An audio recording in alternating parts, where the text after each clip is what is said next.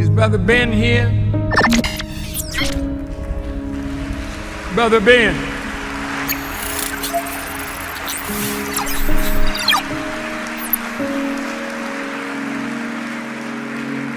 Now, Ben got a heck of a program.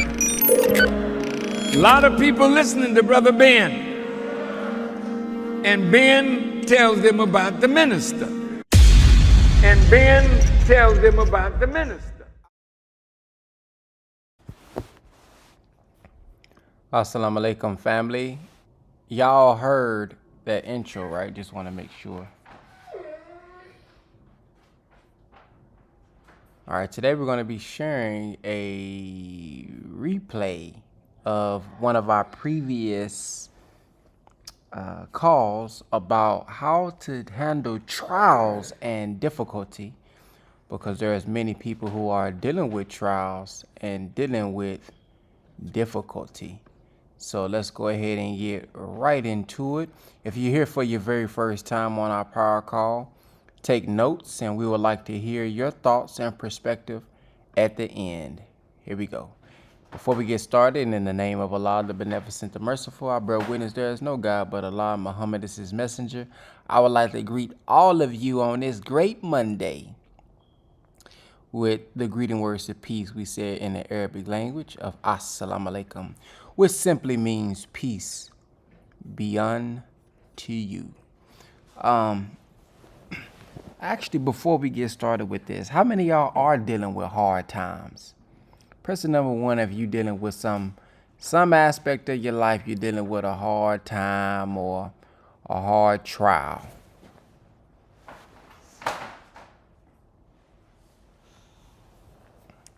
I assume all of us are.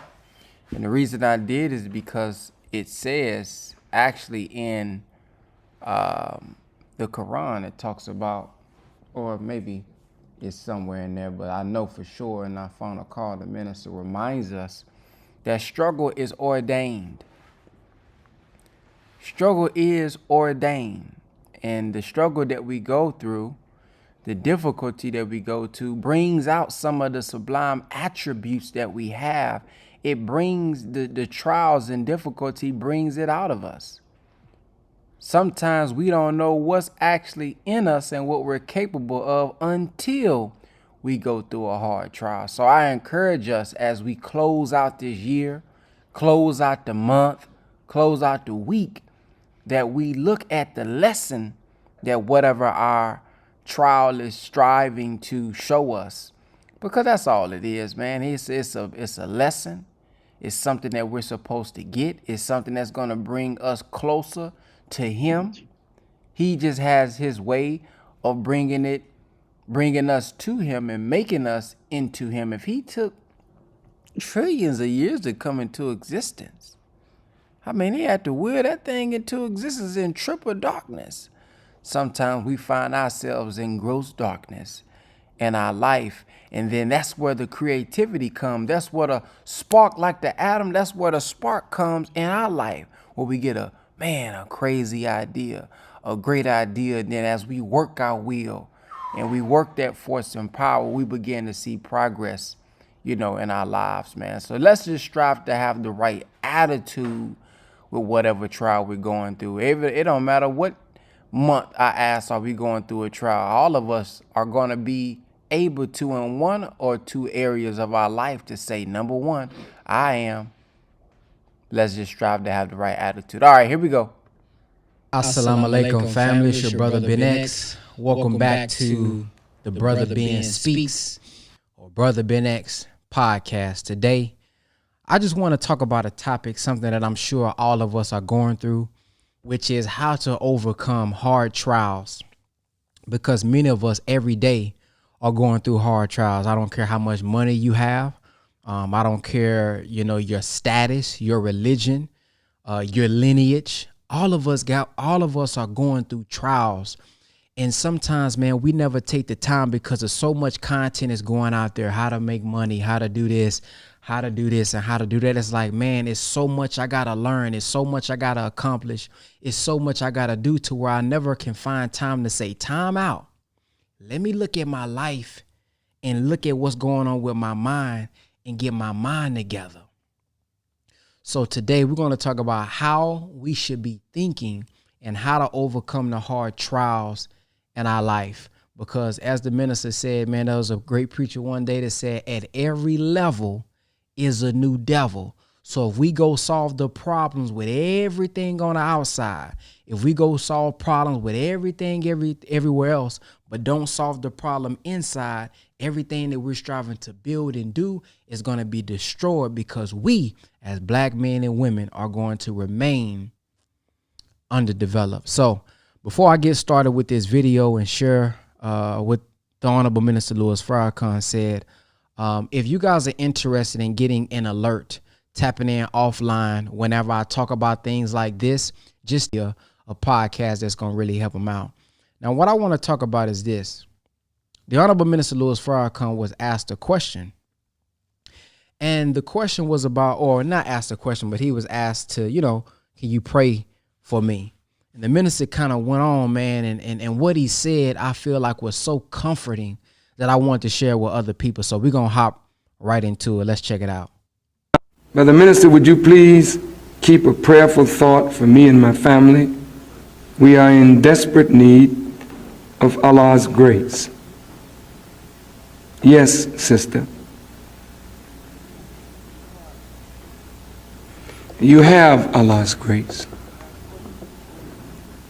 No matter what you're going through, there's a way to look at some of the problems and trials of life. If you look at it rightly, you can go through it more easily. There's not one person in this room that has not, young or old, come upon some hard times. There are times when it's so rough till you may not think you can make it another day. How many of you have experienced times like that in your young life already?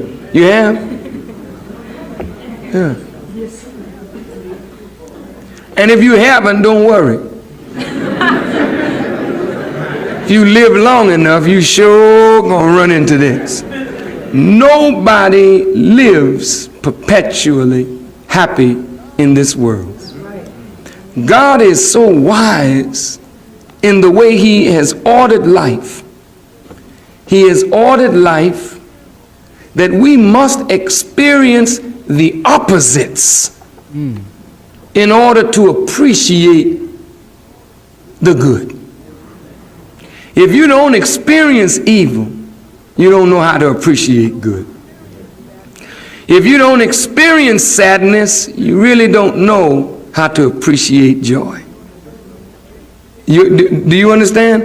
If you don't appreciate life, you can never appreciate death. And if you don't appreciate what death is, you cannot understand what life is.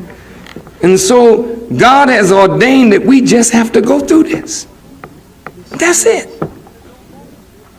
And only people that don't go through this are the people that don't come to birth or don't live to a certain age of maturity. But there are children right now, 5, 6, 7, 8 years old, with certain kinds of diseases that are experiencing pain on a level that some of us have not experienced pain. And they are coping with it. Do you understand? Showing you that this is what life is all about. My son-in-law learned last night that his cousin in Detroit, a young girl, 17 years old and pregnant, was walking across the street, maybe not thinking about where she was going. She got hit by a truck, and the truck kept going. Her sister saw her sister laying out there in the street and ran out after her sister, not mindful of where she was going. and a car came along and struck her and killed her. So both of them are dead, and they're both teenagers. Now that's hard times. Not hard times for those who have lost their lives, but hard times for those who love them and have to bury them and continue on after them. Now, what do you say to a person that has lost two daughters like that?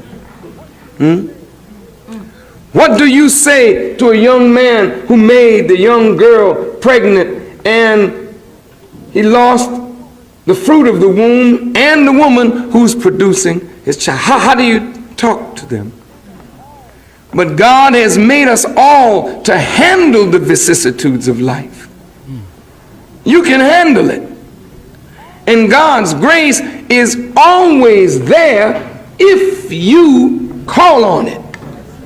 And the way to call on His grace, if I may say, is to understand that into all of our lives a misfortune will come if we live long enough. And when misfortune comes, the truly righteous person will say, we are Allah's. He is our patron, and to Him is our eventual return.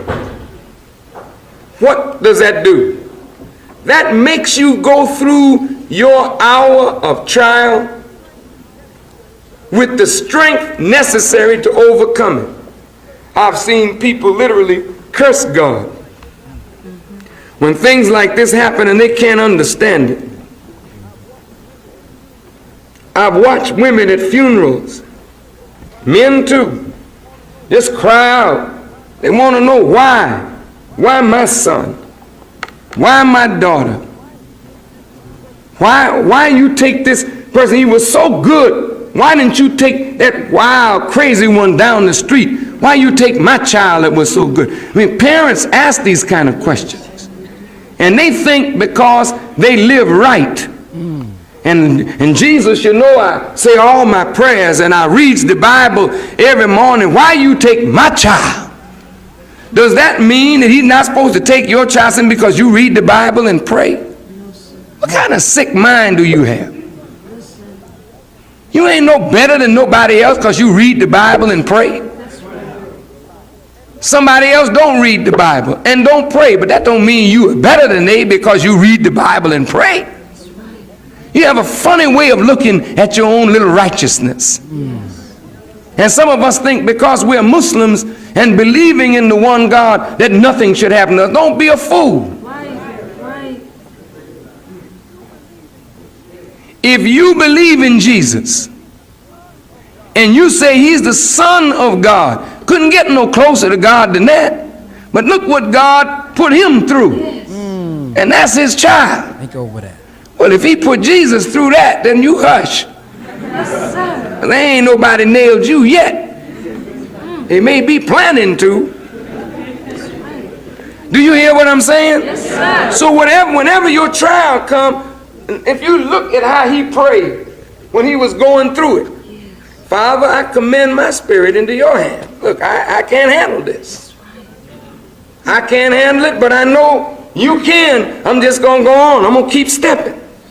Well, that's the way I believe that the righteous should always be here.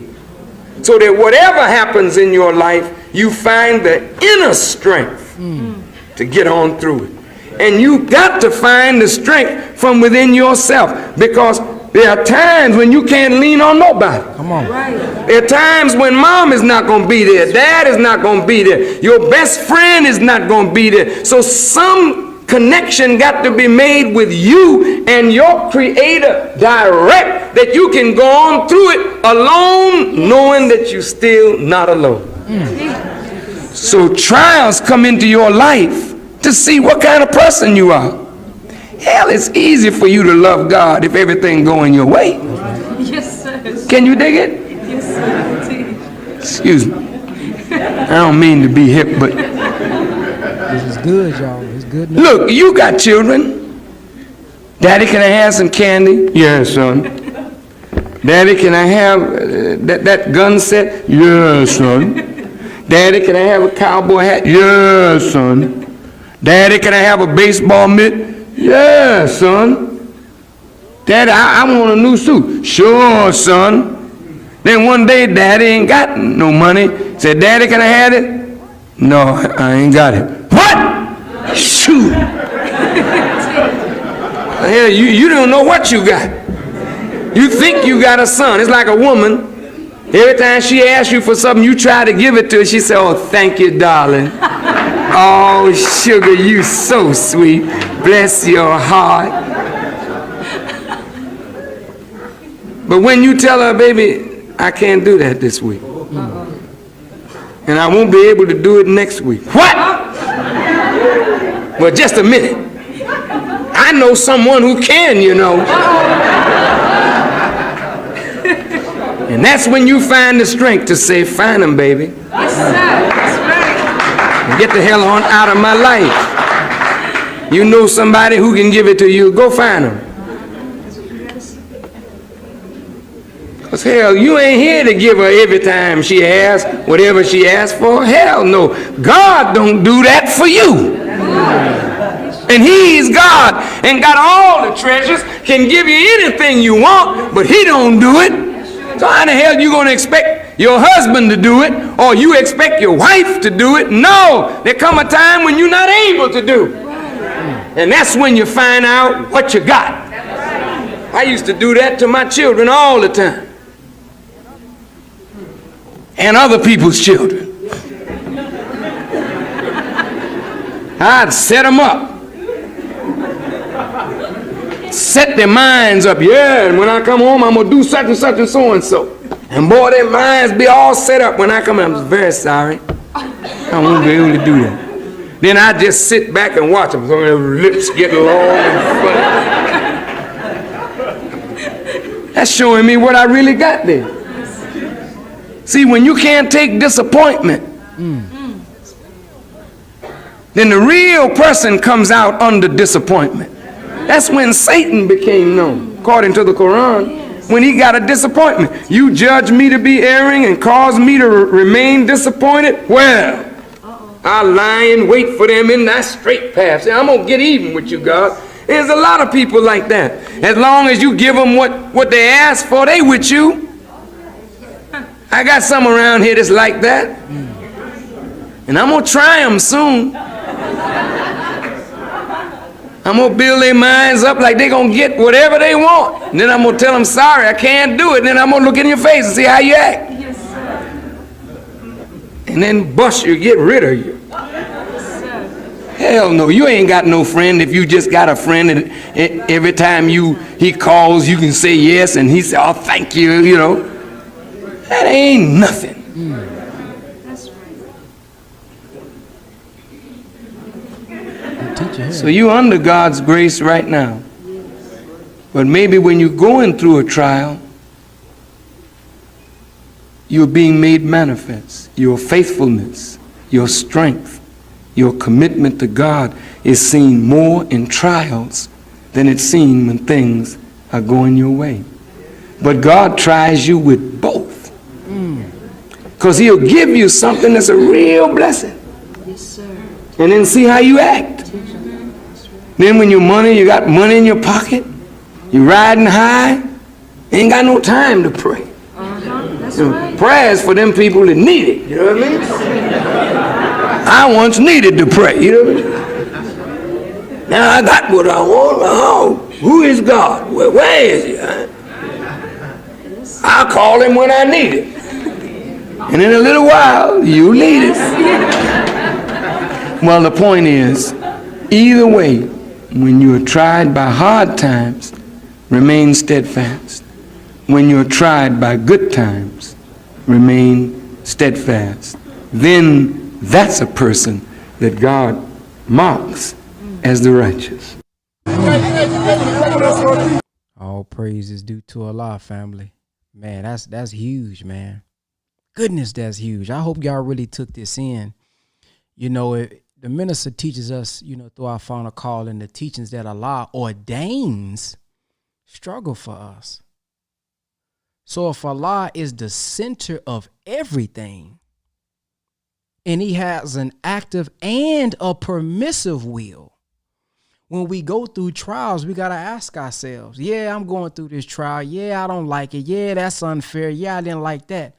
But where is God in it? And when we can think on that level, see, it's an attitude. Where is God in it? What's my lesson? Not a loss. What's my lesson that's going to lead me to my ultimate blessing? So I got to know when I'm going through a hard, tough trial, hey, man, there's a purpose for that. But also when I overcome it and I'm high, there's a purpose for that. Remain steadfast, seek refuge in Allah, no matter what condition we're in. Now, I want to go to this next one because many of us as believers or sympathizers, whatever, we go through hard trials. There's things that, press 1 in the comment section that if there has been something that you wanted to accomplish, something that right now you want to accomplish and you dealing with it. It's taking too long, or you want it to happen tomorrow, but it's just not happening at the speed you want it to happen. Press 1 if you dealing with that right now. You want things to manifest quicker than it is, man. It's taking too long. You don't know if God is really with you. I want y'all to hear from the minister as he teach and talk about this. And I want to say this before I get to this next thing. I made this tweet in this post. I don't know how many of y'all seen it, but don't underestimate listening to these teachings when you going through a trial. Many of us, we may be high, right? So we doing good and we done heard lectures and we think, well, I done heard that lecture before. I'm telling y'all from personal experience. When you listen to it while you going through a trial, you hear things different than you heard the first time. You could have sworn, man, he didn't say that the first time.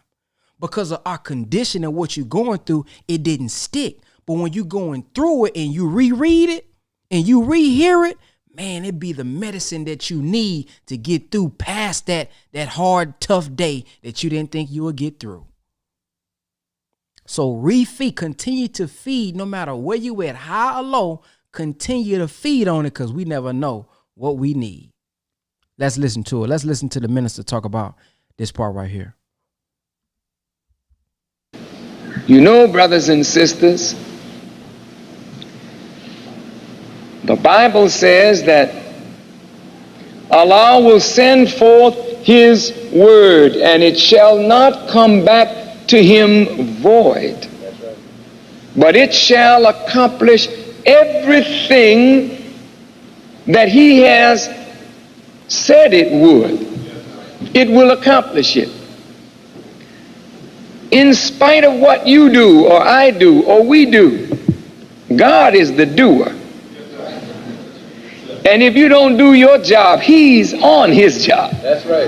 Yes, sir. None of us have the power to make God a liar. Great. There is no word that he spoke that can be said to be false because he has the power to make every word that he spoke truth. But when God speaks, he speaks words that give us a picture of what he intends. Although the picture is a vision, the messenger of Allah said that vision is real. Yes, sir. It has to come to pass. But in between Allah's articulation of the word through the mouth of his servants, the prophets and messengers, and the manifestation of that word in the establishment of truth and the reality of what the word made us to see was coming, there is the test of the believers and their faith in that word, that they can stand on it with surety even though they haven't seen it come to pass, that they know it will be. Yes, sir. Test. The believer is a very special person. The believer is the beloved of God. Because I want to stop right here real quick. I want to interject. You know, it says that he's saying that the believer is the beloved of God. And then I read also in the Quran where it talks about you do the duty, you deliver the message, that Allah will protect you from the enemies. And that alone, and this is how I'm interpreting this. Y'all may see this another way. How I see that is, man, my main objective is just to make sure that I don't give a damn what nobody think. You keep your hand in his hand and just strive to remain a believer. Because if the believer, he ain't no respecter of persons. If the believer is the beloved of God and the believer is going to be the winner in the end, I ain't got time to be trying to figure out what everybody intention. I don't know none of that. I'm not the supreme being I shouldn't even waste my time trying to figure out everything. But if I remain and stay focused on me being a believer, then I know that they're going to be backing me. And no matter what is happening, what I'm going through, I'm going to come out of it on top because I remained a believer. But when I get outside of that, become a disbeliever, or my actions say disbeliever, now I should be fearing. Now I should, be looking over my shoulder because that protection now is removed. Man, it just makes it so simple to the fact that, okay, I just got to remain a believer. What is a believer? Remain on this duty. And then I ain't got nothing else to worry about because the God got the rest. That's just how I'm interpreting. I may be off, but that just brings peace to me. Man, I don't know what's going to happen. But I know behind the scene when nobody else was looking, I stood on this. And man, it just brings peace to the mind. Believe in that which has not yet materialized sometimes causes others who disbelieve to call the believers fools. Go ahead, brother. Go ahead. But the Quran says they are the fools, but they perceive not. While they mock the believers, they are in reality blinding themselves to that word, which if they allowed it to enter their ear, it would stimulate the brain to see, and the heart to believe, and the hands to work, and the feet to walk in the path, and they would ultimately walk right into the reality of that word. But believers have to be tried. Yes, sir. In the few moments that I shall be among you this evening, I want to talk about the trial of believers.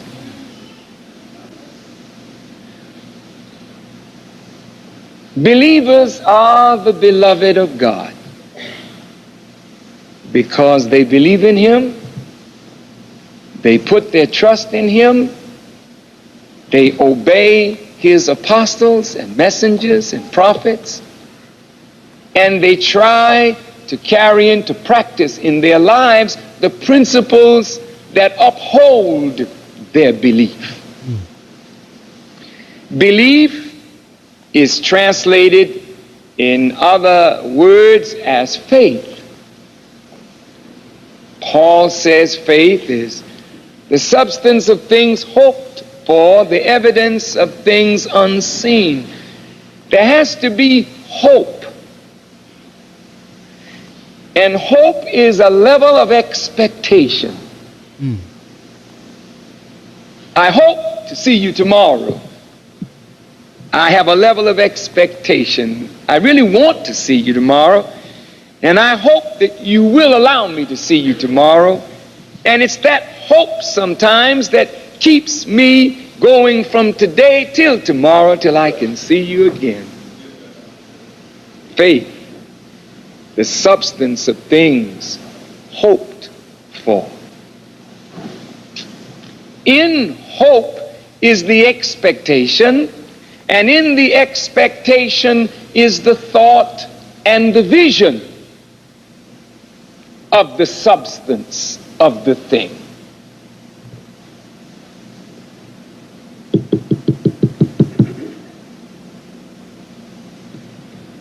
Let's put it simple. I want to pause this real quick. There's a brother who says in the comment section that he would love to see him teach in person. Right now, brother, the Honorable Minister Louis Farrakhan just recently spoke in Chicago. We was all in Chicago for Savior's Day. If you want to catch the Honorable Minister Louis Farrakhan speak at this time, God willing, he speaks next year. Now, we know he's up in age. He's been talking about his departure. Is to come to one of the Savior's Day. He's not doing a lot of speaking in person like that. And if you're interested in joining or, just checking out the study group, going somewhere in your area, you could text me the word nation to 833-276-7174. I'm going to say it one more time. You really didn't have the money to purchase. But you went home and you saw yourself with it. And you laid down in your bed and you desired it. You wanted it. But most importantly, you believed that you could get it. It's not the desire that will lead you to get it, it's the belief. I can have that. I will have that. So when you state your faith, the desire, and faith feed the will. And the will organizes the forces to allow us to achieve the reality. So faith is the support for the will. Faith is the support for the will. He who undermines faith breaks the will. When faith is undermined and will is broken, then we can no longer move toward the objective. We have no driving force within us to go toward the goal because we have lost faith in the reality of the goal, and we no longer hope, have an expectancy to receive the reality of the goal. Hope is lost. So the dry bones in the valley, that's the way they talked. Our hope is lost. Our bones are dried.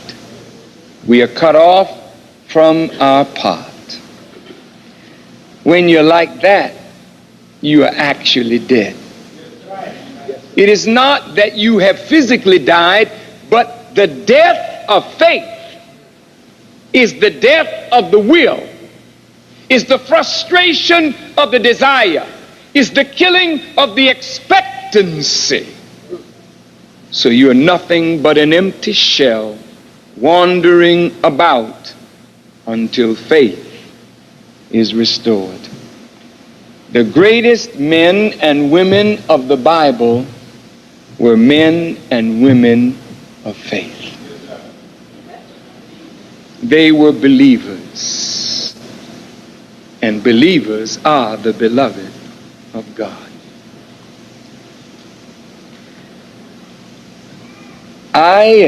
As a youngster, always wanted to see black people free. And I never have doubted that we will be free. I knew that we had formidable opponents. I did not know how we would be delivered. But when I heard the Honorable Elijah Muhammad teach me of Allah and His power, I believed.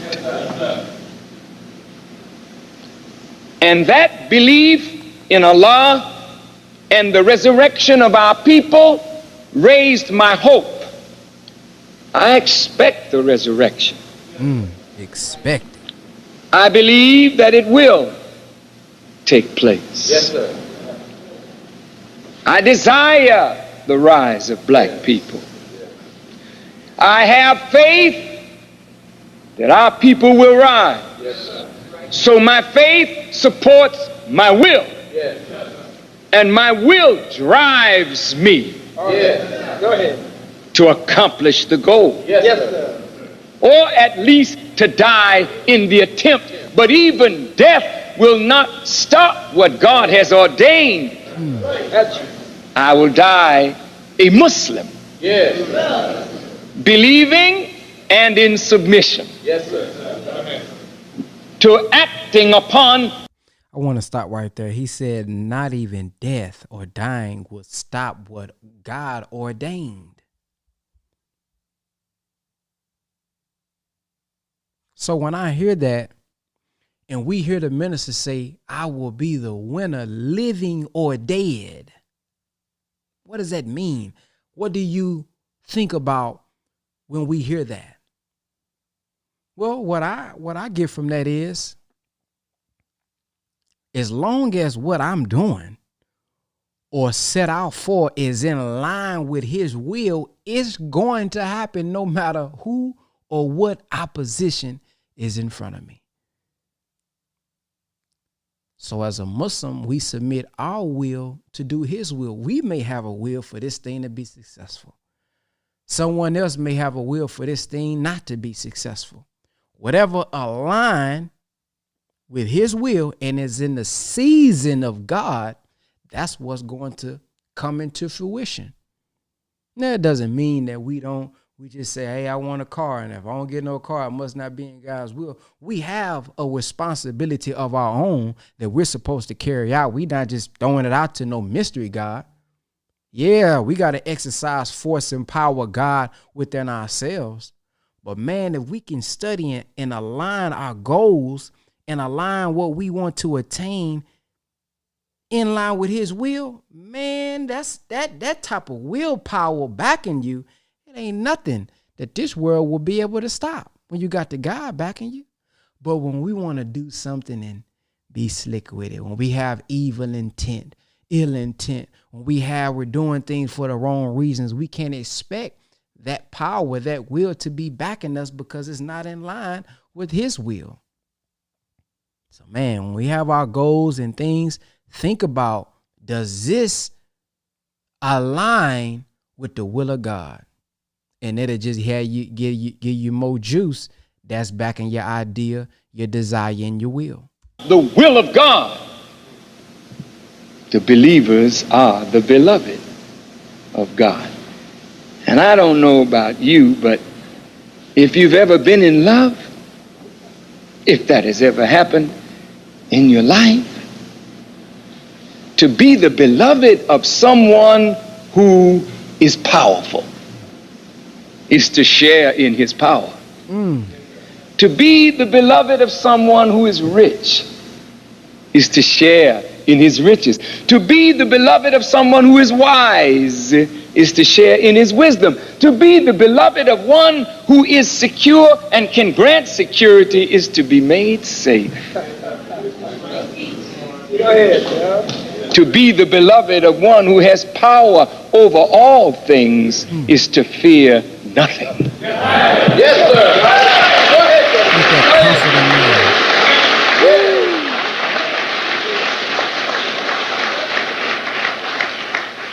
The believer is the beloved of God. When you are beloved of someone, that one wants to keep you ever before his eye. that one wants to take you into his bosom. To be the beloved child of a mother is to be comforted constantly by the warmth and protection of her bosom. The believer is the beloved of God, but who are the believers? Come on.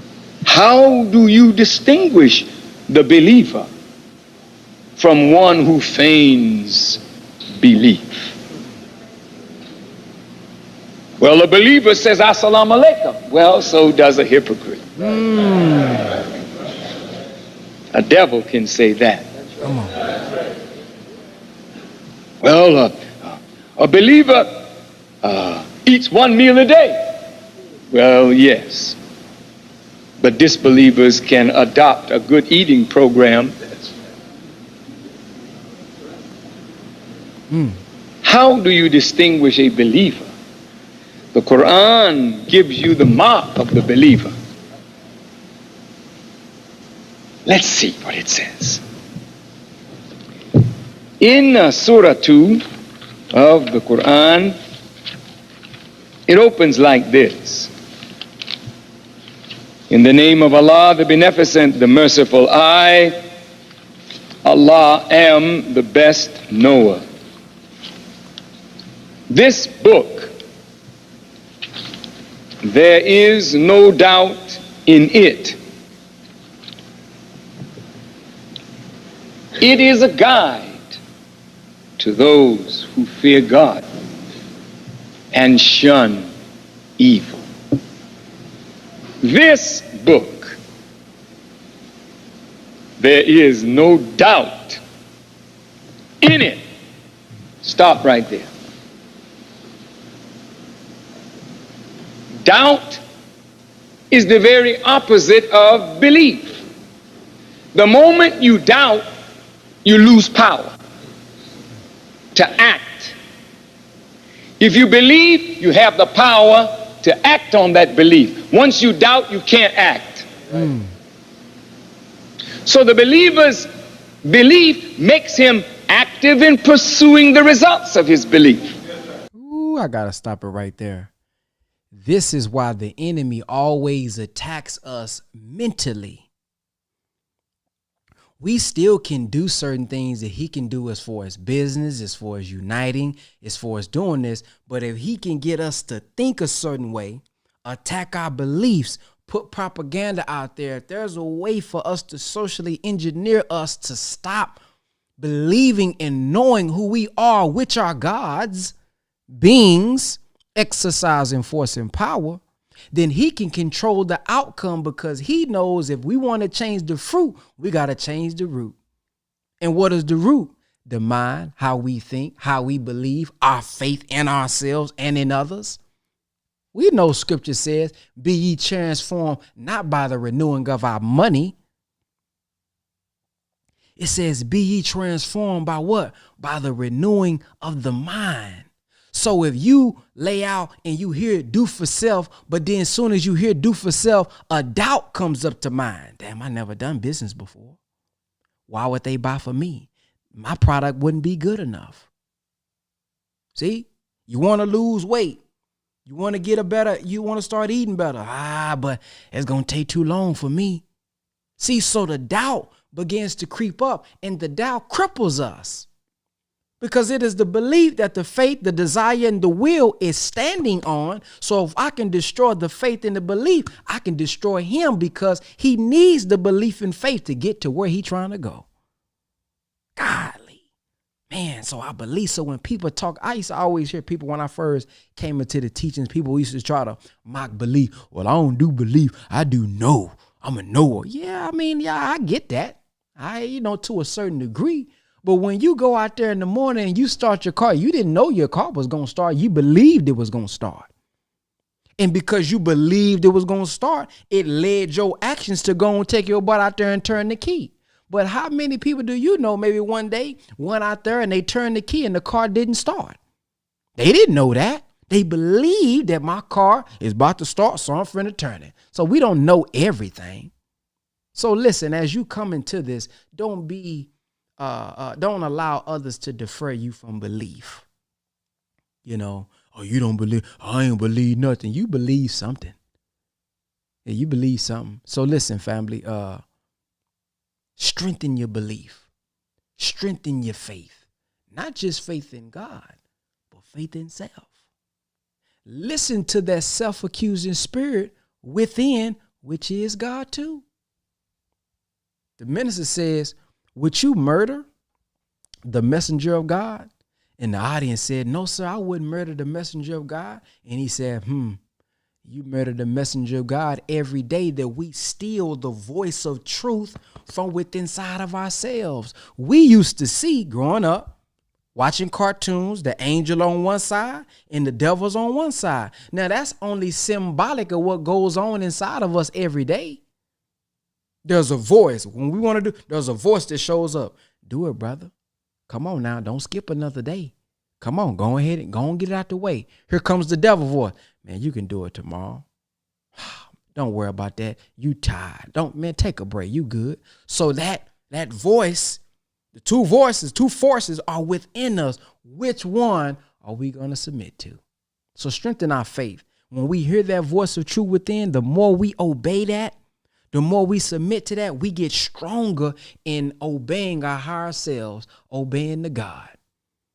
But the more we give in to that lower self, the weaker part of ourselves, we deteriorate our will. And I'm going to talk about that because the minister speaks about that in our study, guys. But I just want to point that part out, man. Faith. He's saying, I know he's talking about the believers right now, but even if you're not in the nation or whatever the case may be, strengthen your faith with God, man. And strengthen the faith with yourself. Get knowledge yourself so that you can fall in love with yourself and know who you are. Once you know that you're the mother and father of civilization, that you're the Asiatic black man, the maker, the owner, the cream of the planet Earth, God of the universe, that gives you a certain type of belief, and it make you stick your chest out, not in arrogance, but in knowledge of who you are finally. The person who doubts and is feigning belief is not really acting out the principle. They sit among the believers, but they are not active. In fact, they are like a weed to a rose. They sit next to a believer who is trying to act out the principles. And they have a desire not to act on the principle, but to choke out the action of the person that believes. Have you met anyone like that? With a word spoken and you hear it and all of a sudden,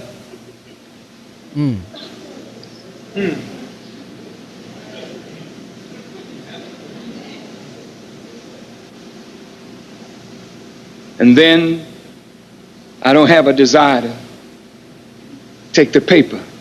This week I'll duck my obligation.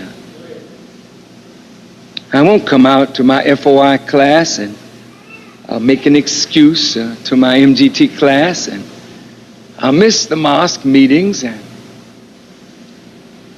then of course I know they're going to ask me where have I been, and I'll lie. I'll tell them I have domestic problem, or after a while I just won't want to be. I don't like the suit. Why do I have to wear this bow tie or any kind of tie? Why do my shoes have to be shined? Why do I have to have my face shaved and a haircut? And why do I have to dress like this? What is happening to you? Something is undermining faith. You don't hope for a meeting with Allah. And I want to bring some context. I know he's talking about nation principles, FOI, MGT. But if you're not in the nation, translate what he's saying so you still can receive the principles. Right now, he's talking about our duty of taking the final call, delivering it to our people, dressing a certain way, living a certain way. But what about your standards? What are some standards that you know you live by, some goals that you set for yourself, and you find yourself, well, nah, I ain't gonna do that.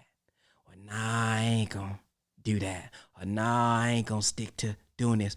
Think about it. Hold on. That's not happening for no reason.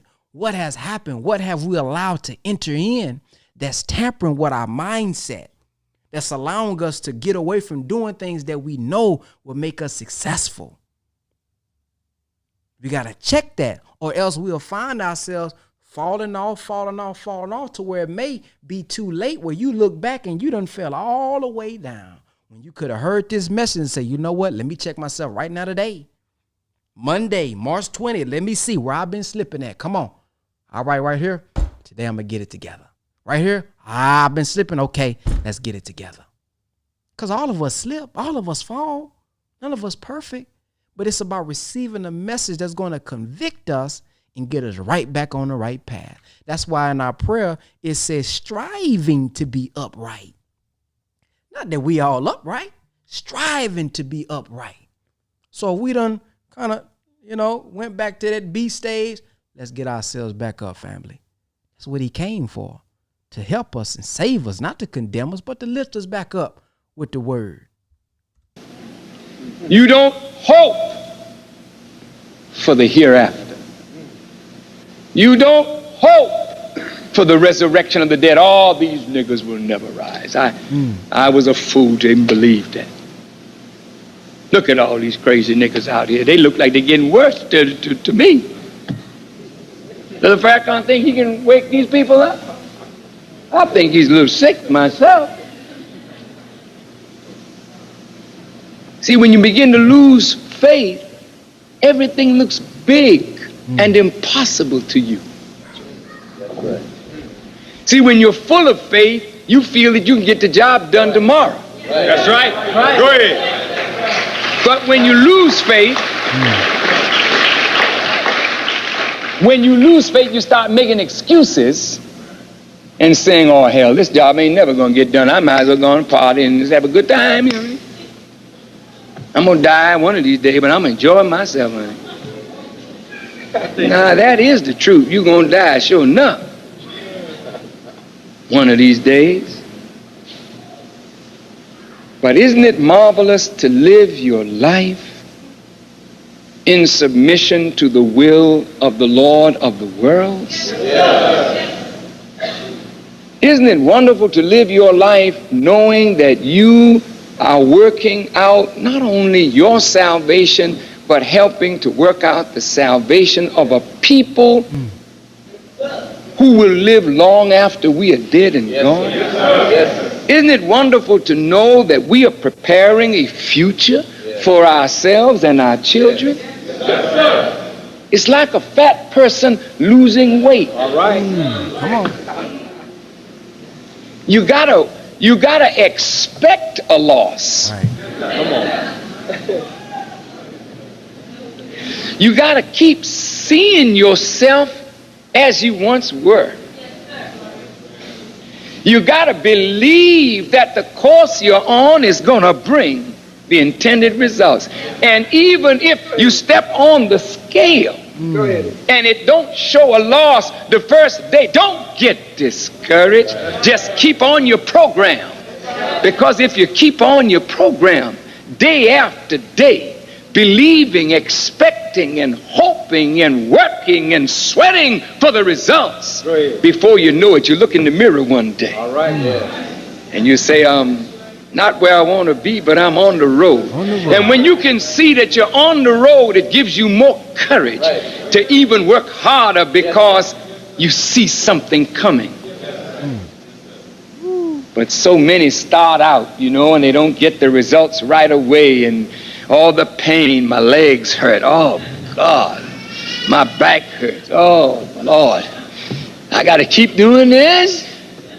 And before you know it, you want to give up. And then some fat person next to you says, oh, you look good.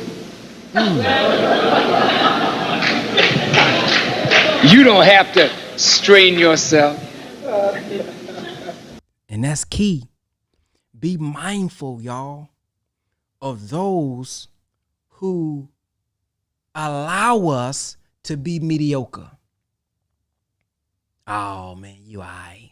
No, you can do better. Yeah, and I can help you do better. Here are some suggestions on how to be better. No, man, I want you to be a God. See, so when we allow our friends and our people to say, oh, it's okay, when they know we can be better, when they know we can do better, we got to start looking at them. What you on? See, in our ego, we may say, oh, that's my brother. He's a yes man. She's a yes man. Everything you do is right. But the one who may agitate us just a little bit, that'll tell us, hey man, you was wrong there, brother. You can be better there, brother. That's the one who we really want to stick around and get feedback from, because they not going to allow us to stay down here because they want to see us up here. Man, that's deep, man. Because it happens. Somebody may say something to you. Yeah, you look good. Boy, you don't need no six pack, boy. That's all the justification we need.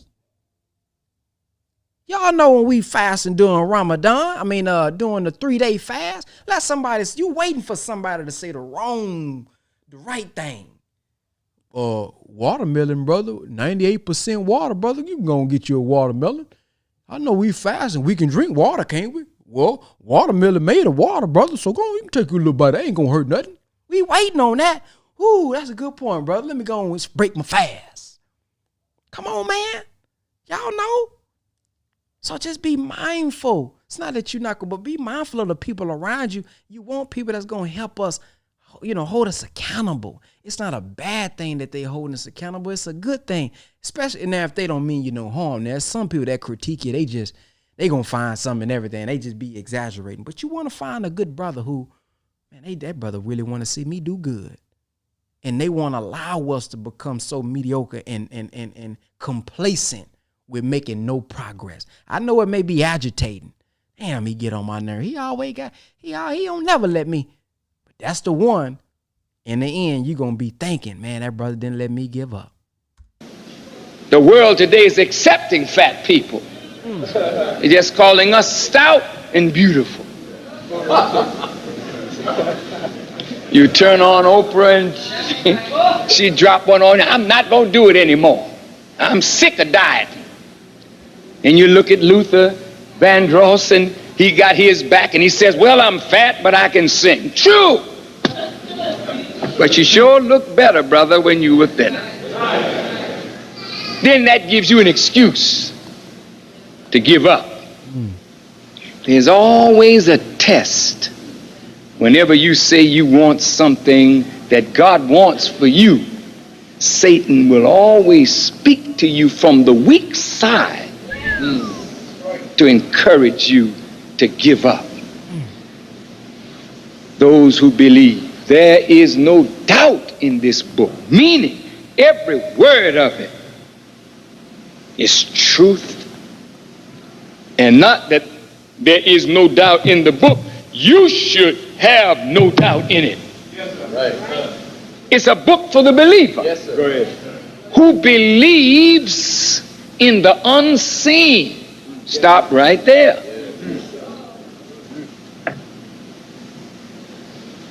The scholars say that the unseen means the vision that the word brings up of a future thing that is to take place that's not yet there. I believe that this devil is on his way out. Yes, sir. So, family, I hope that this video was for somebody. I don't know who it was for. I seen a couple people, with some comments in the comment section. But man, I just wanted to make this video because I wanted to share a word from the minister, something in videos that has helped me during my trying times. Trying times doesn't mean that it's the end, especially when big things are happening, family, and you striving to carry out his mission, and you're striving to be a believer. That is the time to open our eyes and see, what does he want to manifest in me? It may be some bad things. It may be a flaw. It may be a weakness, but there's a reason he wants it to manifest so that we can see it, so that we can correct it and be better and do better. It's not to crush us, down us, but it's like gold. You burn it and you're purifying it, not burning it and damaging it and destroying it. We're being purified through our trials. So if we're going through a trial right now, think about, what is he striving to purify me for? What is he striving to manifest in me so that I can be conscious of it, so I ain't got to go through this again? See, me, I'm going to be honest, man. I'm going through a slight trial myself. And as I look back on my life, I say he has tried to get me to learn this before. And I thought I had it, but I didn't act all the way on it to avoid it another time. So now the trial is a little bit bigger. It's almost the same scenario, a little bit bigger. Son, I need you to master this, because it's something bigger that I want to give you, sister or brother, but you got to tie this up first before I can give it to you. So in the trial, let's open our eyes. Let's open up our ears, man, and listen and watch and see, not other people. It's not about pointing the finger. This. Yeah, we can do that, and it may be justified. But as we do that, look back at self and say, now, what could I have done better? What could I have done to avoid it? That's ultimately what's going to make us better, because we cannot control others. We can't control their actions. We can't control their thoughts. We can't control what they say about us, but I can control me. So I can control how nope. You know what I mean? To make sure that whatever I get into is right and exact. So, man, I thank everybody for listening to this podcast today. If you're going through something, man, and you coming in late, please rewatch this from the beginning. And as I said before, if you guys want me to text you guys, and so that you don't miss any podcasts like this in the future, text the word nation.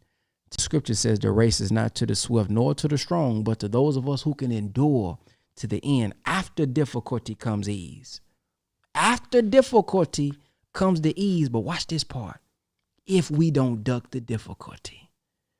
Let me read this. I forgot I wanted to give us this. This is from our self-improvement study guides from the Honorable Minister Louis Farrakhan. I hope nobody left too early. This is from the self-improvement study guides called Building the Wheel. Watch this. He says, brothers and sisters, each time we turn away from the struggle to overcome difficulty, there then is deterioration of character, and there is destruction of the will. And the will that is within you is God's gift. Oh, look at this. It is his essence that he gives to man, and anything that deteriorates your will destroys your ability to cope with the problems of life. Struggle is ordained. Oh, man, that's heavy, man. He says, the desire to attain a goal brings us face to face with difficulty. Oh, man, y'all not hearing this. He said the desire to attain a goal brings us face to face with difficulty. So let's put this in context. He says when we undergo the trial of difficulty, the trial may be so intense that it extinguishes the light of the desire to attain the goal. So some of us, when we come up on difficulty, we think sometimes in our mind, God don't like me. Or this how we spooky, superstitious. Oh, this is a sign that this ain't the right way. No, when we expect, hey, struggle is ordained. Opposition, what? Is necessary. So when opposition comes, when struggle comes, that does not mean abort the process, especially if you're doing it right. It means, hey, this is normal. Let's face it so that we can overcome it and get what we hoping for. So some of us are going through things not always because we did something wrong. It's because I got a goal I'm trying to attain. And my desire to attain and get this goal brought me face to face with difficulty. Now I got to overcome and deal with whatever it was that need to be corrected to get to my goal. Where it may be finances. It may be mentally. It may be relationships. It may be this. It may be that. What we brought face to face with is going to be what I struggle with. Somebody bring me face to face with a joint, that ain't my struggle. So that ain't my trial. But you, shoot, it may be a brother around you smoking, and that's one of your vices. That may be your trial. So all of our trials are going to be different. So let's change the perspective and the attitude we have when we have difficulty in our lives. Thank Allah that we still alive. Thank God, Jehovah Most High, whatever name you want to use, that you still alive to have the ability to overcome it. Some people didn't overcome the difficulty. They died. They gone. They don't have a chance and a choice to correct it, do better, overcome it, learn from the lesson and do it better. Their chances are out. We still got breath in our body to say tomorrow, I'm on it better. Today, I'm doing better. It don't get no better than that, man. So let's change our perspective as the minister is striving to teach us and think about Allah's coloring, his viewpoint on things. And as I close, I said this before. See, the scripture says that his ways is not our ways. His thoughts is not our thoughts. Obviously, he has an elevated way of doing things, right? He has an elevated way of seeing things, right? Well, if we strive to elevate our thinking, when we get on the airplane and we go up, buildings that once was big, woo, I can't believe they built something like this. When we get on the airplane and go 10,000 feet and look down on it, we say, whoa, I can barely see it. Well, how about us get on the God, Allah, Most High Airlines and sit in our seat and let him take us up high so that we can look down on our problems and say, whoa, that problem that I once thought was big is really small now when I look at it from his view. Ooh, I'm done, y'all. I'm through. Man, I thank you all for listening. Again, subscribe to the podcast, subscribe to my YouTube channel. I'm getting back in motion, man. I'm getting back with these podcasts, putting these teachings back in your face. Not that I stopped, but I'm getting back on my podcast at least. So I hope, man, this podcast was impactful for somebody, valuable for somebody. And if y'all don't mind, come on the YouTube channel, on the video, and just leave a testimonial of what you got from the minister's words or what you got from the podcast, maybe something I said, because when we going through different things, we hear different stuff. So you may have heard something that connected with you that somebody else didn't catch. And when you put it in your testimonial, when you put it in the comment section, they say, ooh, I missed that part. Man, I needed that. So if y'all don't mind, for your little brother, come over to YouTube, subscribe to the new YouTube channel. Y'all know they keep taking them from me, and just comment y'all thoughts below. I messed up. I sound like that brother from 2010. Brother said, Assalamu lama. Wa alaikum assalam. Oh, I'm just trying to see who's alive in here tonight. All right, family, go ahead and press the number 3 if you have anything that you would like to share. Go ahead and press the number 3 if you have anything that you would like to share. Uh-oh, Sister Jamie's in the house. Let's go to Sister Jamie. I didn't think I was going to be the first, but all praise is due to Allah. I wanted to hear others' commentary. So if others want to go before me, they can go. But I got so much to share. But I'm willing to wait. I'm willing to fall back, let a few others go before me, Brother Ben. Okay, let's start with Brother Daniel. Okay, yes, sir. It's not as mathematics. I mean, first come, first serve. Sister, I'll go. Boy, I tell you, sisters. Okay. I'm hoping that first I want to thank Allah, brother, for you sharing this. I hope that we are blessed with enough commentary to fill the space because it's really so much that was shared. We're going to need all the fellow gods to help us get all of the jewels out of this one. Faith stood out to me so heavily, and the attributes that deals with faith in the beloved believer. You know, he mentioned trust. We have to trust in the one that we have faith in. Then that trust has to lead to an action that feeds faith, and this is what makes us the beloved of Allah. That stands out to me because I really wanted to focus on myself and within as the minister was speaking, because he talked about those who try to cut off faith, who try to eclipse faith. And then I heard him talking about the opposition and the things, and I immediately went within and realized that this drama is first taking place within.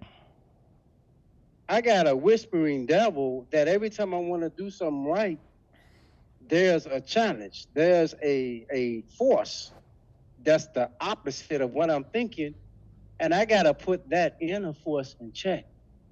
So I can't allow my own opposition within to eclipse my faith in my life.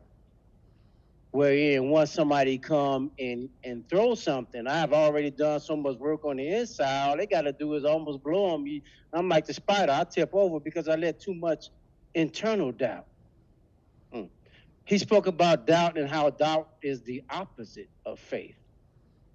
So I had to learn that as I'm reading the Holy Quran and studying the Word of God, as the minister said, his words is 100% true. There is no doubt in what he says. He's going to bring his word to pass. He's completely independent.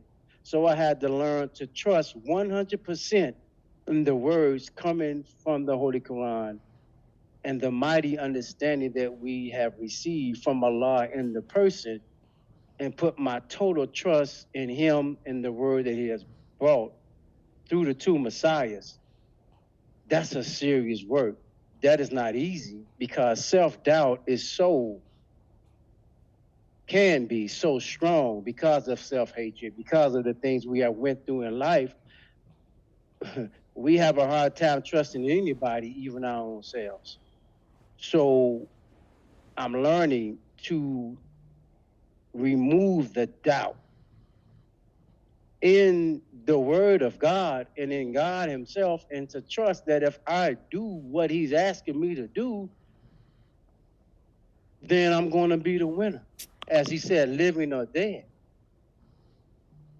That is a big fight, because some of the trials and circumstances that Allah would allow in our life, it really becomes a big challenge because we are uncertain of the outcome. Except that we are studying the word, believing in the word, believing that if I do this, then God would do that. And that only comes about by doing it and seeing the result. So I won't go no further than that, and maybe I'll come back around. Thank you. Yes, sir. Thank you. Sister Jamie? Praise be to Allah. Several things he said. Assalamu alaikum, family. Must say that first. Several things he said that really stood out to me, and it made me go so far within myself, because I am dealing with challenges, and not just one, not just two, but many challenges, because I'm trying to come into the understanding of the God within me. And in order to come into the understanding of the God within me, that means I have to bring about something into birth. That means pain. He said, the believer is the beloved of God. And in order for God to really know who we are, he said God has to test us with our faith, with our belief. So he said, in order to find that inner strength, we must go within ourselves and hear that quiet voice. We must hear the God within. The Honorable Minister Louis Farrakhan, in one of his messages, said, in order to know, that the Honorable Elijah Muhammad said, in order to know God, you have to have The knowledge of yourself, because the knowledge of yourself is the knowledge of God, and the knowledge of God is the knowledge of yourself. And in order to bring about a perfected human being, there are experiences that we must go through. There are things that we must obtain in order to be able to come into birth. Again, birth comes with pain. So if we are to be one with the God, we have to understand that pain in ourselves. The first God came through ions of darkness. That darkness was painful. He was alone. He was by himself. There was no sound. There was nobody to talk to. There was nobody to lean on. Only thing he had was the thought of his mind, the thought of his inner God. So he had to find within himself a light. A light. Out of triple darkness, he had to find a light. So he had to go through something by himself. Sometimes God have to shut us up in order for us to be able to see him. We have to have complete darkness. Sometimes he may say, you come to me in prayer, but you asking me to give you something, but you can't let go of your past. And I'm talking to myself when I'm talking to y'all. You can't let go of the things that make you comfortable. You can't let go of the thing. I told you to get up and move. You can't even get up and move because you so used to a thing. I told you to shake your comfortability. I told you to let go this person. I told you to let go that person. I told you to bring in a new idea, but you're so comfortable. I want you to go out there and face every single thing that I need you to face because I'm trying to bring something in you. I'm trying to manifest in you. So what is it that we willing to give up, family? What is it are we truly willing to grow and grow through in order to become one with God? Sometimes he may say, give up your own children. I need you to let that one go. I read in the Quran where it talks about God had to kill a child because the child was gonna bring unearthly things into their parents and cause them to fall. So maybe he may even tell us to give up our own children, family. Are you willing to let go of your babies? Are you willing to let go of your comfortable job? Are you willing to let go of your comfortable home? Are you listening to that still voice? He says some other things about, and I really there are prerequisites to even being a believer. The fear of God was number one. He said, shun evil, and he also said, there's no doubt. Because when you doubt, he said, you abort the process of just even having faith. He says, Satan will always speak to you from the easy side. The weak side was what he used. The weak side for you to give up, to make you give up. So in 7 Habits of a Successful Person, it talks about that certain people that you need to be around you to make you be, strengthened, to make you bring out the best part of you. You don't want nobody behind you that's gonna tell you, oh, it's okay. No, it's not okay. I want that tough person to come to me and say, Jamie, you messing up. Girl, what are you doing? If you challenge me, then that's going to bring out the best of me. So I want every challenge that I can get in me. Why? Because the challenges brings out the best of me. And when you get that win after that challenge, you like, oh my God, I lost 5 pounds. Because I was challenged. And even though I didn't want to give up my cookies, Sister Sharonda, even though I didn't want to give up my cookie, I gave it up. Because I was challenged, because she told me, girl, don't you put that cookie in your mouth. Come on, let's go do 10 more reps. Let's go. Let's go do 30 more minutes of walk. Let's go do this. You challenge me. Those are the people you want around you. Those people that's going to put as much pain on you that you just be like, God, what is this? Go to that inner voice. And if God say, look, this is the person I want you around, be around them. Take the challenges. Take everything that is going to tell you what you're doing right and wrong. Don't let everybody be around everybody that tell you what to do right. Take that pain, the gift that nobody wants. And that's all I wanted to say, Brother Ben. Thank you for allowing me to speak today. Praise be to Allah. Yes, sir. Boy, somebody need to make her a student minister. Let's go to Sister Shireen. Assalamu alaikum. Okay, first of all, sister, don't be rearranging the order of the speaking so that I gotta go after that. I need me a cookie so I can handle the stress. Okay, brother Daniel, thank you for your words with removing the doubt. So I had put in the chat earlier that I have become the man at the pool of Bethesda, and that's from John 5. And it's a pool there, and every year the pool gets visited by an angel. But before the angel comes, like for the whole year, there's impotent, blind people, withered people waiting at the pool. And there was a man there that was there for 38 years. He had an infirmity, it says in the Bible. And when Jesus saw him there, he says to him, will you be made whole?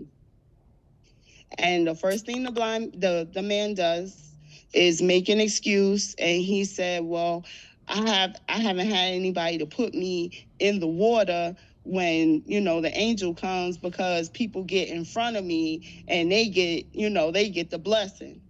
They get it before I get it, and so I got So then Jesus says to him, rise, take up thy bed and walk.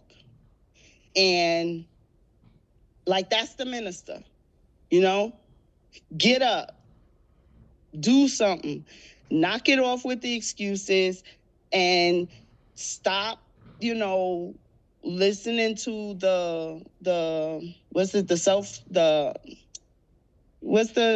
Satan of ourselves, and what he does though is he makes us all these little baby Jesuses that's walking around, and we telling the people around us, get up, come on, you gotta do something, and they get mad at us.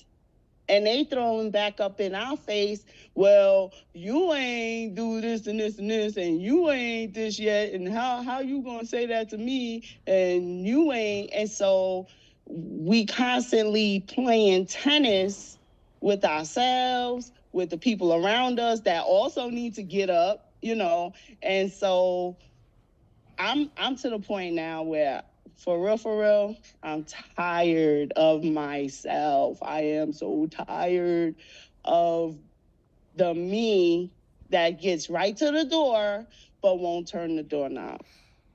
Because I'm on the side where I'm so familiar with not becoming who I want to become, that it's like, well, you know what that's like. You know what it's like to not finish and not go the distance.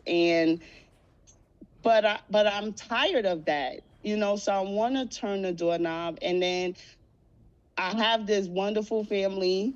It's called the BWF family and the Power Core family and my Nation of Islam family, that we are just a bunch of doggone mirrors. And so we are like just putting it up to each other, It could be something big or something small, but we got mirrors on deck. So we gonna be who Allah has called us to be. We gonna be that. And then we got the platforms popping with the power calls and the Final Call radio and the national broadcast and the videos and finalcallstore.com. And like, if we ever feel a lack of resources in our community for the word, that can't be no excuse. That just can't be the excuse. I just didn't know where to turn to get the right word. That's a lie. That's a lie. So now it becomes, do I want to hear the word, because do I want to be healed? So that's the question that I have to keep asking myself and our family. have to ask themselves, do you want to be healed? Do you want to just keep this pain that you've had since you were 3 or 10 or, you know, from the 4th boyfriend you had out of the 15 boyfriends you've had, but the 4th one did the most damage. You know what I mean? So that's it. I'm good. I'm gonna turn the doorknob, Brother Ben. I know you waiting on me. I'm gonna turn the doggone doorknob, and we gonna get this done. Peace. Praise be to Allah. What you mean by turn the doorknob? I'm gonna open the door and I'm gonna go to the other side. I'm gonna finish the thing that you're helping me to finish. When I get stuck on something, when I don't know how to do something, I kind of just like shut down because I don't know if it's shame that I don't understand something or fear that somebody's going to condemn me, but I don't even realize what the thing is sometimes that has me stuck. It could be a minor detail. It could be to hit the enter button and then it'll take you to the next page. But if my brain don't know how to do it at that moment, it may prevent me from fulfilling whatever it is I need to fulfill. So I need to turn the door, open the door. Well, have you ever been shamed for something that you felt like you didn't know how to do and it froze you when you was younger? Yeah, when I was in high school, my 10th grade enemy geometry teacher called me stupid because I didn't understand the math. I wasn't a good math student when I was younger. And he would say things like, ask the Chinese children or, you know, and I went to school back in the day when if teachers had tenure, they couldn't be fired or, you know, they couldn't be removed from their job for being verbally abusive to children. So,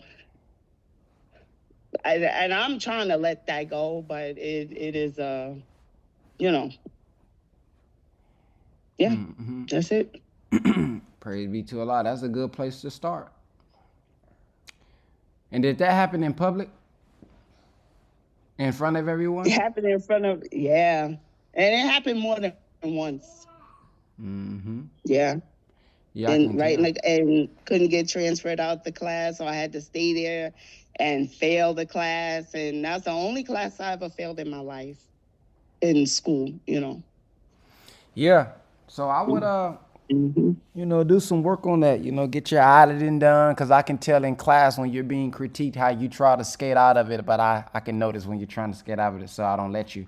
But I do think that is something to work on because your work is going to be in the public and your mind is going to tell you that this workbook and this ebook and my video that I'm making is in the public. And on social media, it's going to be critiqued. Well, maybe. Let me not say it's going to be critique. If you blow up and become an influencer, it may be critique. But if you keep a small following of people that know you, may not have to deal with trolls and things of that nature. However, it's a part of the process, and it's what comes, you know, with it, you know. But I can say that. But if you don't go back and deal with that auditing wise, or even if you try to do self-analysis and get to it yourself, you know, the help that you need sometimes may require you to showcase what you have.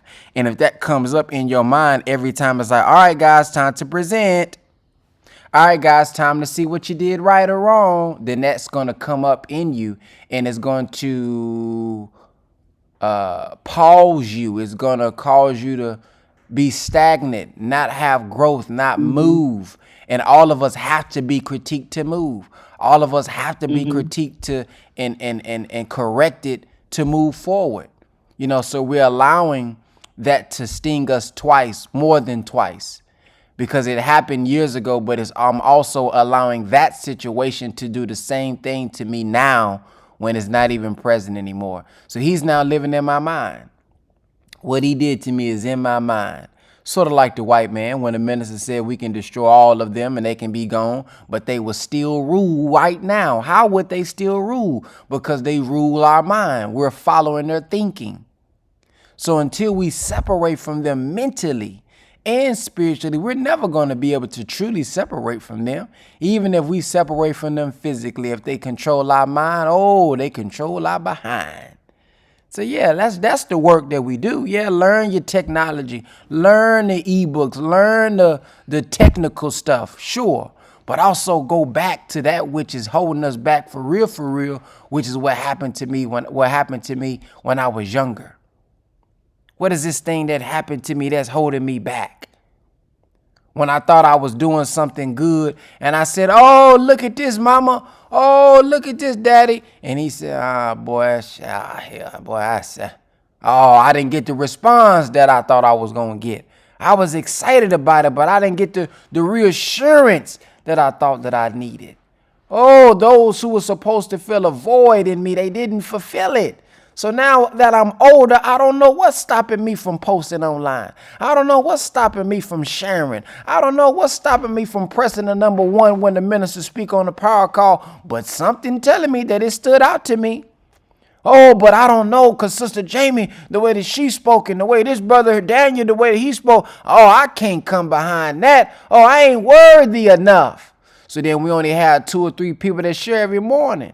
It ain't because you don't have no notes that you wrote down. It ain't because you don't have anything that stood out to you. It's because I don't think I'm worthy enough to come behind something like that. But don't know that little small thing you don't think was good enough. Somebody in Texas, somebody in Kansas, tuned in on YouTube, tuned in on Facebook, is waiting on you to share your perspective. Sister Jamie, as good as she speak, she ain't got your story. She ain't got your experience. See, this is why he said, accept your own and be yourself, because can't nobody be me. When I speak, I'm going to say like a mug. People may say, boy, he be messing some of them words up. You supposed to say are, not is. I'm getting better at it. Brother Will, he know I'm going to say more better. I don't know too many people that say more better, but that's just really how I speak. So that's just me.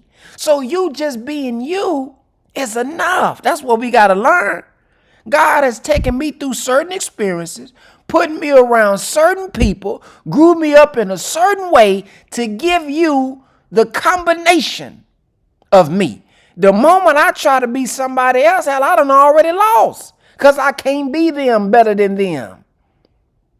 Oh, man, so when I embrace that I got that southern tone, when I embrace that I like laughter, some people want to be super serious all the time. Yeah, but mean face. Man, it's enough hell we got to deal with, so I like to make you laugh. I want to give you a little comedy here and there. I want to make it sound funny, but it's still the truth. See, that's my way. You may come and just give us a story and a testimony, and you don't even realize that was more powerful than how good another brother or sister spoke. Your story was what connected with that sister. Well, I grew up, man, and I had to raise these children on my own, man, and nigga didn't give me no help, man, but I was looking at one of them lectures, man, and when the minister said something about faith, see, you don't know, when you said that about raising a child, that stuck another sister. She said, ooh, I thought I was the only one going through this. Ooh, you don't know, I've been feeling lonely all these years, and you just sharing your story was so powerful for her, so powerful for that brother. Oh, man, I was struggling to lose weight, and I just didn't know if this how to eat to live stuff was for me. And, man, I read one of the chapters, and I said, you know what? I'm not going to go from 3 meals to 1 meal. I saw him say 3, go down to 2, then 1. And when I applied that, see, you don't know, you tying your story into this. Some sister, some brother saying, ooh, I needed that this morning. It ain't always you just quoting the teachings and you don't know the teachings as good as this person. Yo, you know you. God is taking you through these teachings, man. You got your own little old story. Just like I got mine. Man, I came in and, I had to deal with this. So when I'm sharing it, I'm not sharing it just, You know, I'll be looking at life like it's a video game sometimes. Like, man, I'm going through this for a reason. He wants me to share this, and I don't show everything. Now, you ain't just supposed to put all your stuff out there. But you share certain things because it inspires, it gives other people strength. It gives them strength. Because you apply the teachings a little different than them. You may hear the minister say something that applies to you a whole different type of way. Damn, ooh, I needed that because I'm dealing with this with my family. You may say, oh, I'm dealing with this in my business. You may say, I'm dealing with this with my parents. They may say, ooh, I'm dealing with this with my son. So all of us got a little something, man. And if we share it and embrace it, man, this is who I am. I don't care what nobody think.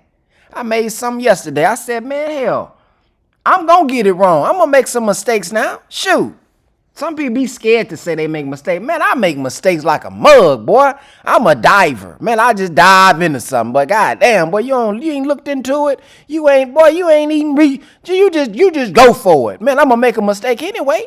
While y'all laughing, condemning me, talking about me in your group chats, talking about me in your little small groups, I'm learning from my mistakes. Now 2 years done went by. I'm much further than y'all still in your group chat talking about what I did 2 years ago. But I'm getting better. I'm learning from it. So we can't worry about what people say. They gonna say something anyway. I be knowing people that done said something about me, acting like I ain't know they said something. I just like, pray be to Allah. Yes, sir. I know you done said what you done said. And be wrong like a buzz sometimes. Sometimes they might be right. Shoot. But you get better, man. If you do the right thing, they gonna say something anyway. It can be the most beautiful graphic. They gonna say something anyway. You can be eating every other day. That nigga eat, you know black people? Eating every other day, nigga. Eating every day. Following how to eat the Leah, nigga. They ain't gonna make fun of you anyway. You can be doing it right. Nigga, don't do nothing wrong. Good. It's fun. Black people gonna make fun of you for doing right. So listen, man, you gonna be talked about either way. Dude, nigga always talking about do for self. Ain't that what we taught?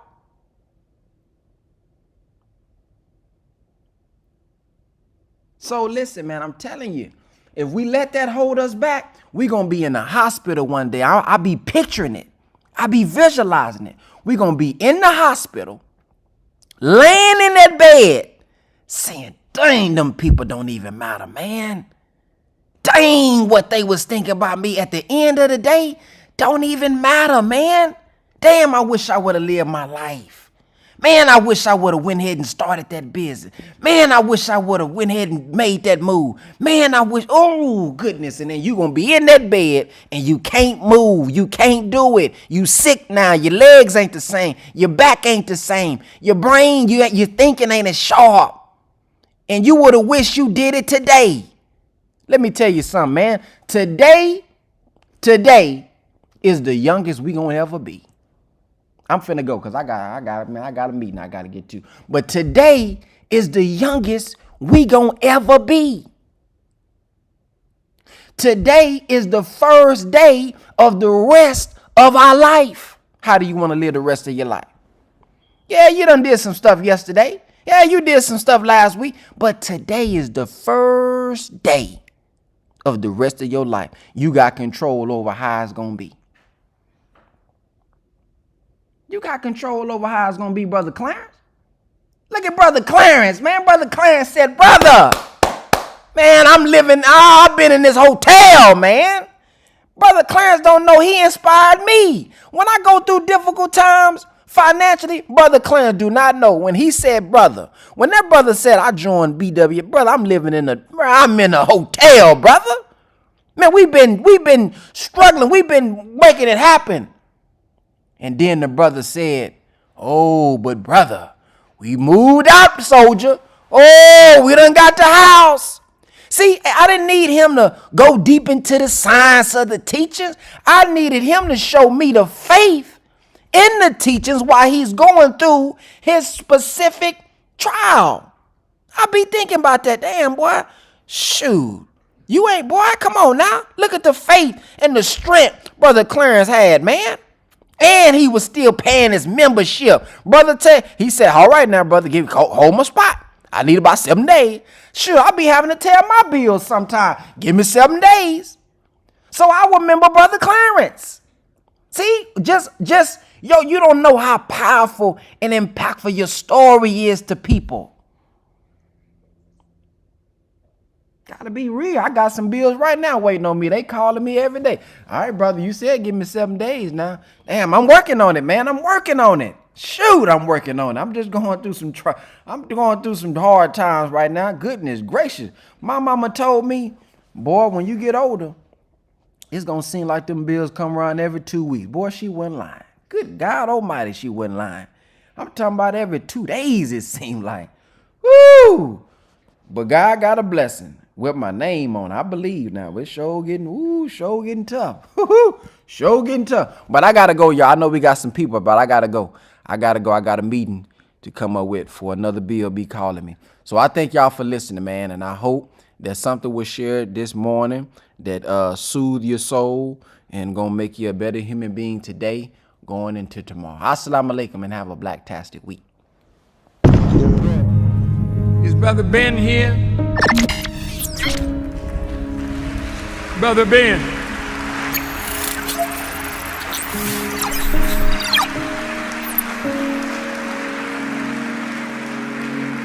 Now, Ben got a heck of a program.